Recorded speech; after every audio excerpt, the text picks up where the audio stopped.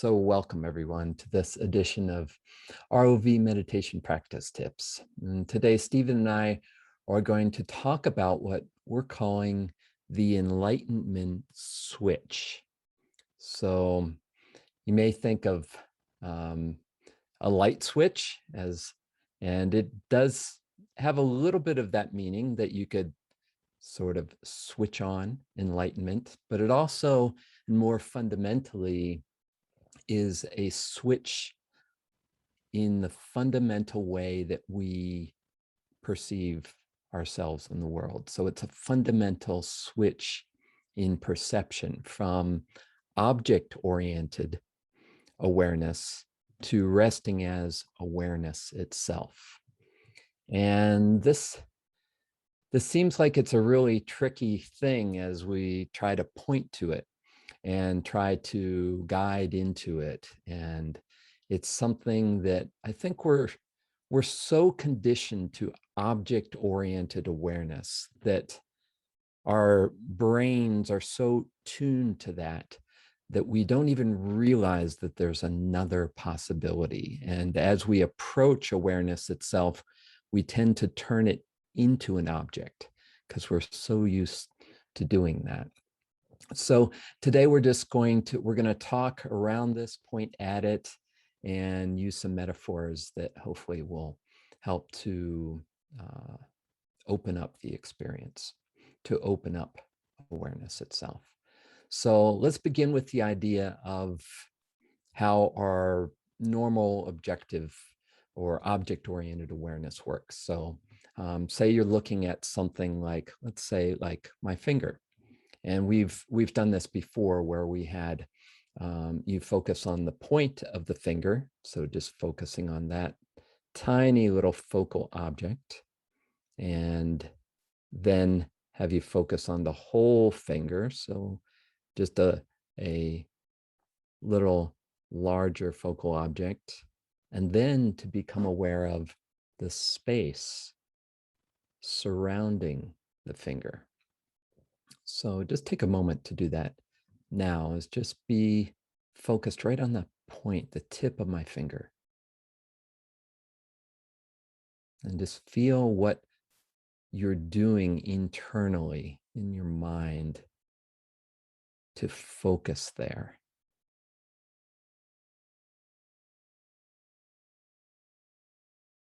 Feel what that's like. And then now take in the whole finger from the top to the bottom. And feel what that's like. It's a little more extension and connection, and there's a path of the whole finger. And feel what that's like. And now let the finger fade to the background as you become aware of the space around the finger.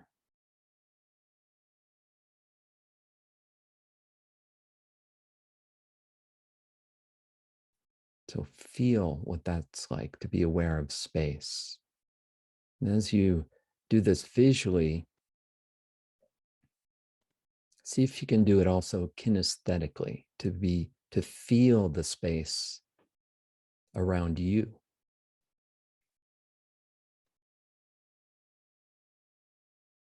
So what we're doing now, as we're feeling space, we're feeling the background within which the finger appears.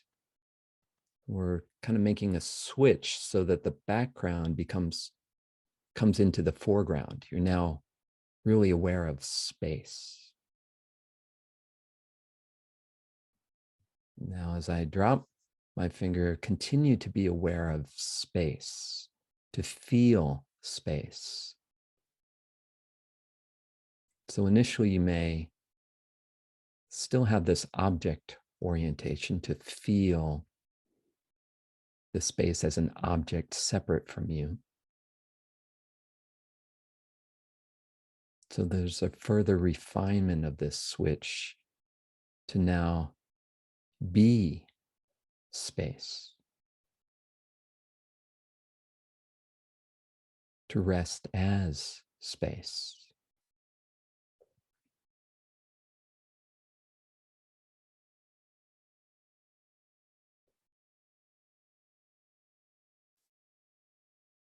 feel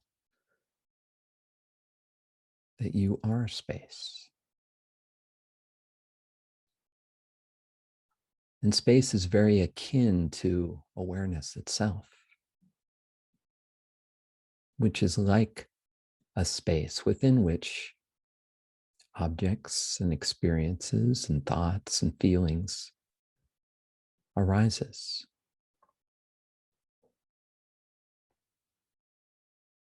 So now, see if you can rest as the awareness itself.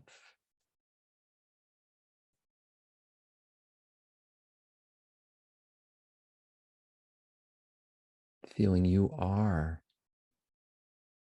awareness itself, that which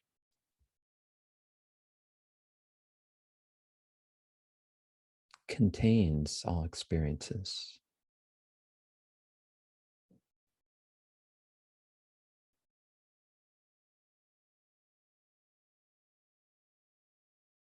And so in this switch, there's a different felt sense. There's a different foundation of experience, as if you are this vast, boundless, open space within which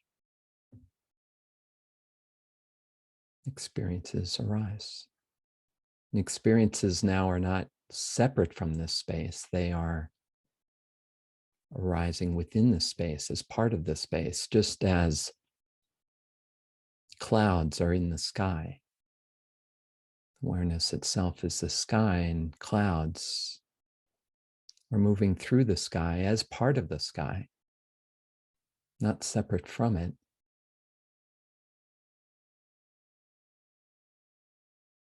In the same way, all experiences are like clouds. Awareness is the sky within which the clouds pass by.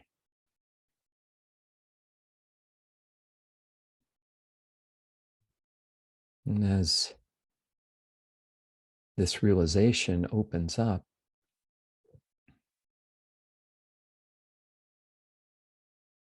you could say it's pure subjectivity, pure awareness, or even pure objectivity, purely what is. That's really beyond subject and object. It's beyond dichotomy. It's one boundless space of awareness.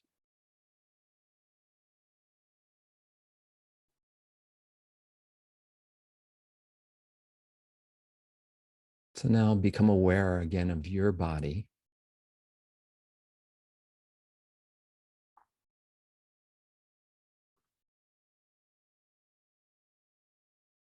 Notice the felt sense of a body within space, and your body as an expression of the space, not separate from the space.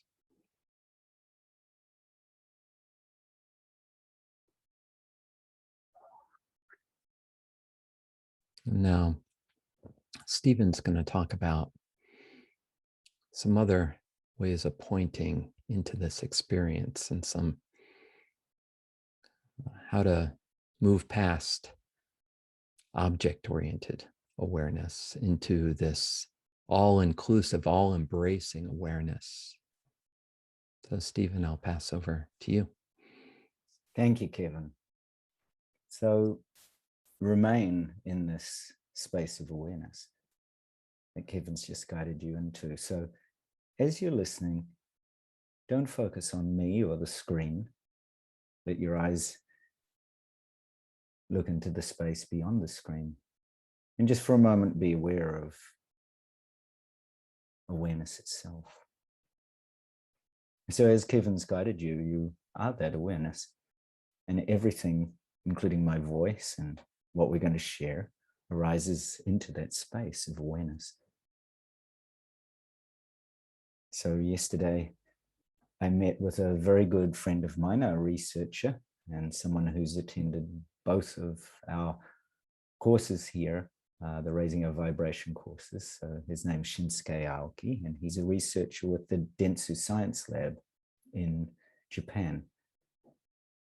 And he has done some research on both Kevin, myself, and also on participants in a meditation study in Japan about the nature of meditation and about how it can assist in decreasing stress and in opening us to awareness.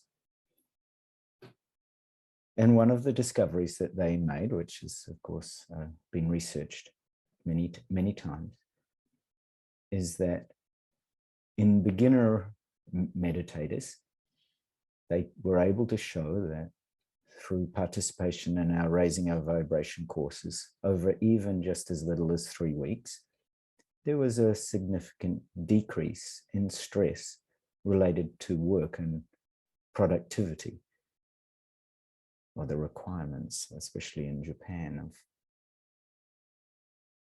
productivity in work and work-related stress. So they were particularly investigating workers in Japan in an office setting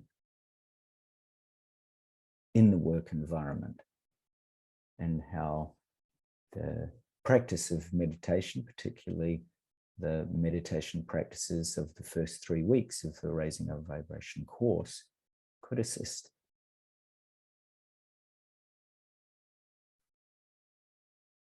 Now, one of the intriguing questions was,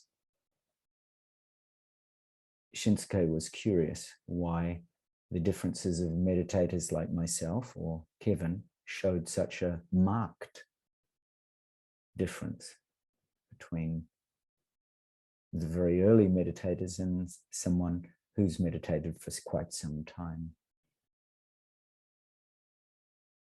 And I explained that early meditators are generally focusing on the objects of meditation, just as Kevin explained. When you look at your finger, that you become very aware of this object, so it might be a breath. But we're often not pointed to awareness itself, but more to the object. So we become very focused and even attached to the object of our meditation, whether it be a candle flame or a breath or some other object. So I gave Shinsuke the example of, first of all, Shimada practice. So now you can look down at your screen for a moment, and just as Kevin did, I'm going to imagine with you that your finger, so you can raise your finger in front of you just like Kevin did. So this is kind of an alternative, and imagining in this case that your finger is a candle flame or your finger's a finger. So when I practiced with Yogananda many years ago, I practiced for quite some time, an hour a day for a couple of years, on what's called Kasina fire practice, or simply gazing at the candle and becoming aware of the candle. So just as Kevin guided you, so this is the first part of practice of Shimada, which is called meditation with support. So here you've got the support, right, of your finger. And this is the part where, as I explained to Shinsuke, many meditators get hooked into the object because they're told, focus on something. And of course, as you'll find, so if you focus a long time on, so now go to the tip of your finger as if that were a candle flame, and that's the flame itself. So if you're focusing right on the candle flame or the tip of your finger for quite some period of time, this can become very, very attractive, right, to your focus. And sometimes we forget that there's an awareness that is aware of the flame or the tip itself. So just as Kevin guided you, but this time from the point of the finger, see if you can become aware of the one that's looking at the finger while you're looking at the finger. So this is object-based meditation. And as many of my studies with the Dalai Lama or Tenzin Wangyal Rinpoche or Mingyur Rinpoche and many other wonderful teachers say, most important is just to be aware. So be aware of your finger rather than focusing in on the tip and losing yourself in the object itself and then grasping onto the tip. Just become aware first of the finger and then the tip of the finger or the candle flame, whatever you're using. So I explained to Shinsuke that this is really the very first practice. The beginner's practice is not just to focus on the fingertip, but to become aware of the fingertip. And this is Shimada with support, because you have the support of your finger or the candle flame. Then I explained to him that for a number of years following this, I practiced Shimada without support. So in this, I want you to stay present with this awareness and this subtle focus on the tip of your finger, and then drop that. So bring your hand away and just become aware in the same way, just as Kevin was guiding you, of the space. So now you're practicing what's known as Shimada without any support. So there's no support here, there's just the space. And there's nothing to grasp onto here, there's simply just space. And for a time in beginning meditation, we tend to focus on the spaces. We forget to be aware, and we tend to become more focused on the space as object. So lift up your eyes above the screen, because the screen tends to make it a little more challenging sometimes to feel that space. So just as Kevin guided you, feel into the space as space and your awareness of space as space. So this is Shimada without support. And again, the key is to be aware. What you're really practicing is not awareness of space as an object, but awareness of space itself. And so you're going to find there's a little pendulum effect that happens. Your attention kind of goes out to the object of space because your attention is so used to grabbing onto things, to grabbing onto objects throughout your day. And right now, what we're asking you to do is to be aware of the one that's aware of the space. So there's a little pendulum effect, especially in beginning meditators, where you can be aware of the space in your room, right? You're aware there's walls, and then extend your awareness beyond the walls. So you drop the boundaries of the walls, and then you realize that space continues, that there is no boundary or edge to space, and there's an awareness of that. So this is Shimada without support. At this point, especially for beginners, there's still not a direct realization of awareness itself. There might be glimpses. So if you turn inwards for a moment to be aware of the one that's aware of the space in your room, for example, you might not be able to find anything. So long as you just rest in this unfindability, you don't try to find. The moment you go to trying, as Tenzin Wangyal Rinpoche says, trying is the enemy, or there is no try, Yoda would say. So long as you don't try and you just subtly rest in this unfindability, you're coming close to this direct recognition of awareness itself. Because you have to be able to recognize it, right? Otherwise, you're going to bounce back to this object called space. So here, you're still in Shimada without support. And then as I explained to Shinsuke, then I spent many years practicing Vipassana. Now, Vipassana simply means to inquire. So now we begin to inquire into the nature of thoughts and feelings and perceptions. So I asked Shinsuke what his favorite food was. He said, Japanese curry. So you might consider your favorite food right now as you're aware of the space. So you're simply aware and aware of the space, aware of this vastness, aware there's no edges, no boundaries, space goes on. It doesn't matter where you turn, space is present. So within this spacious awareness, allow your favorite food to arise, right, as a thought. So Shinsuke could easily see or smell. You might smell your favorite food, right? There's either perceptual qualities, or there's a thought or an image, or maybe even a feeling if you enjoy it. So you allow that to arise, and you allow it to abide. And then also you'll notice that it dissolves, right? It vanishes. So at the point it vanishes, you start to recognize the insubstantiality of the thought of the Japanese curry, or the feeling of it, or the perception of it, right? And then I asked him, so see if you can make this stronger. So whatever is your strongest sense, some people feel the curry, some people see it, some people smell it. So whatever is strongest, let that arise again. Let it abide a little longer.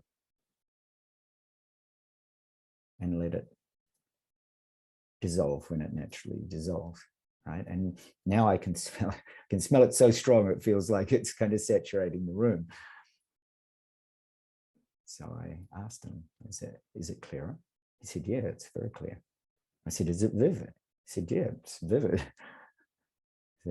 So he, in the nature of awareness, you begin to see that in the first example, that the nature of what arises is impermanent, right? There's an emptiness, but equally there's a fullness to it, a vividness or a clarity.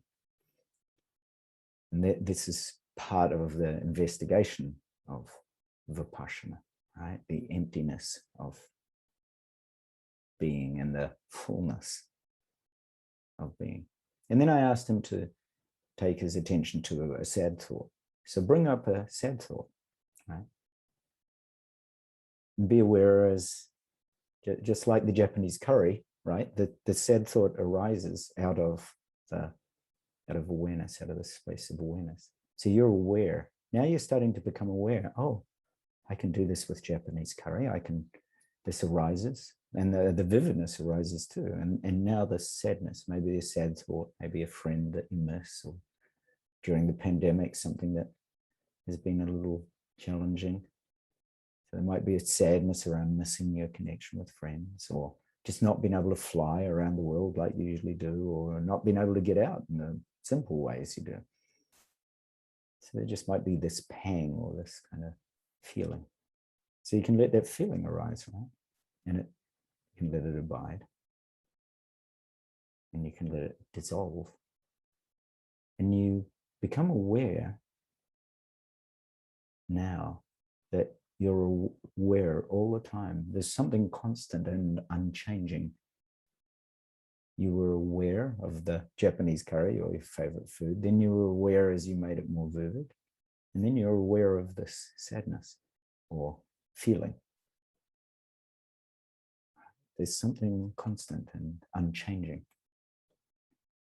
So now allow a positive feeling to arise. You let it arise. So be aware. Be aware the moment it arises. Be aware as it abides. And be aware the moment it dissolves. The moment that dissolves, there's a gap, right? No thought, no concept, no feeling. There's a non-conceptualness to this spacious awareness. So you're starting to learn something about it, right? You're starting to learn it's impermanent and empty, and yet it's also vivid and clear. So those examples of the curry, it's the thought's impermanent and empty, and yet it's also can be vivid and clear. And then you're also learning that there's a non-conceptualness to this space. There's an isness, a beingness. So you're aware all the time. And if you turn inwards now to this one that's been aware all the time. You'll notice there's this constant unchanging and unborn and uncreated space of being, that this awareness. It's been aware of the Japanese curry. It's been aware of the extra smell or vividness of the Japanese curry. It's been aware of the feelings and the space. Right? There's this awareness that's ever present. You start to recognize that this ocean of awareness is always present, and that the waves that arise and fall, like the thoughts or the feelings, are simply just that. So now, just as Kevin was guiding you, now the background, so the awareness of your food, or the awareness of your feelings, or the awareness of your perceptions, is now the foreground. Right? You can feel it. There's a felt sense. There's this inwardness. So you're remaining or staying inward, and you're just simply resting. It's very subtle, so subtle and so close. You could easily miss it. Just simply resting as awareness.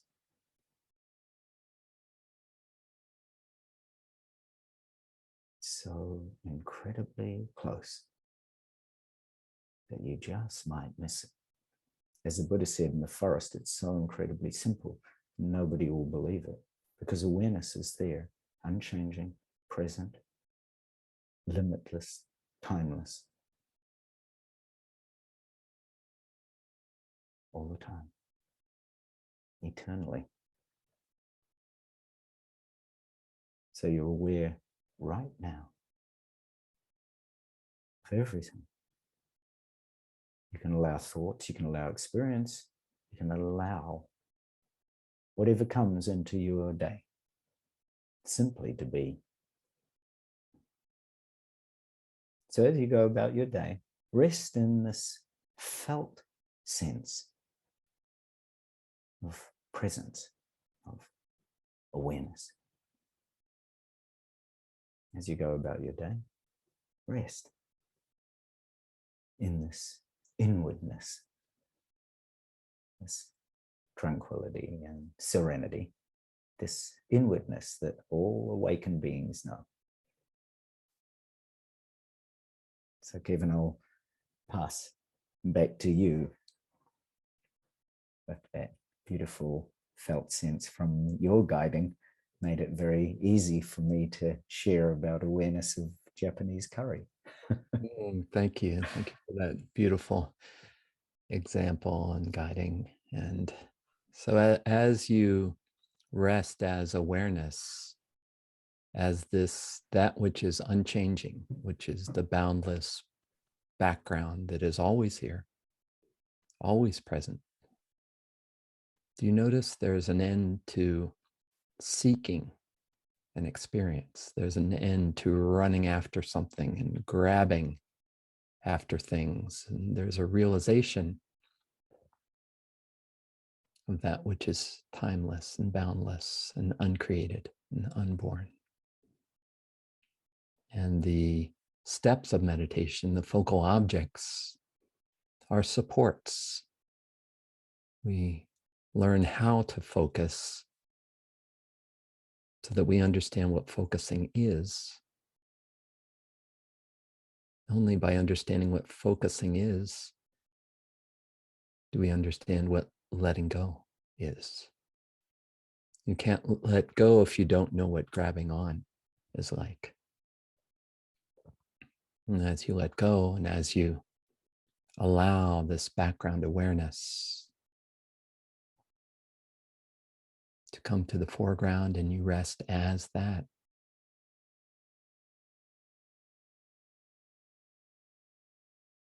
there's an end to this incessant activity of the mind and heart and the body and seeking. There's just a resting in this peace. Thank you, Stephen. Thank you all for your practice. Bye for now.